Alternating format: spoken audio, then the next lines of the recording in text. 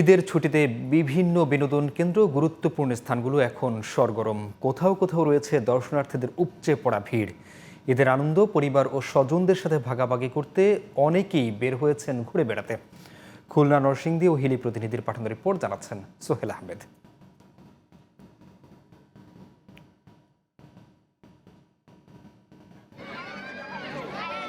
খুলনার ঐতিহাসিক স্থান ও বিনোদন পার্কগুলোতে ভিড় করছেন দর্শনার্থীরা। সকাল থেকেই খালিশপুর ওয়ান্ডারল্যান্ড, গিলাতলা ক্যান্টনমেন্ট শিশু পার্ক ছিল দর্শনার্থীদের পদচারণায় মুখরিত। আমরা এখানে ঘুরতে আসছি বাবা মার সঙ্গে, আমরা এখানে এসে অনেক আনন্দ পাচ্ছি।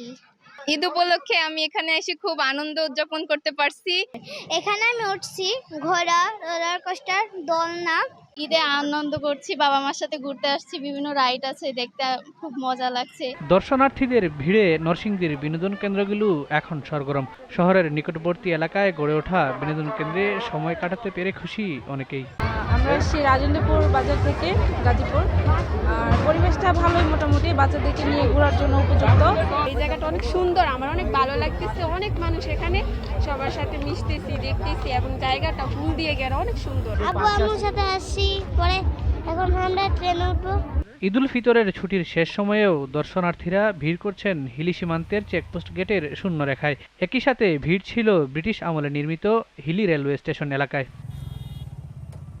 Sohel Ahmad, GTV news.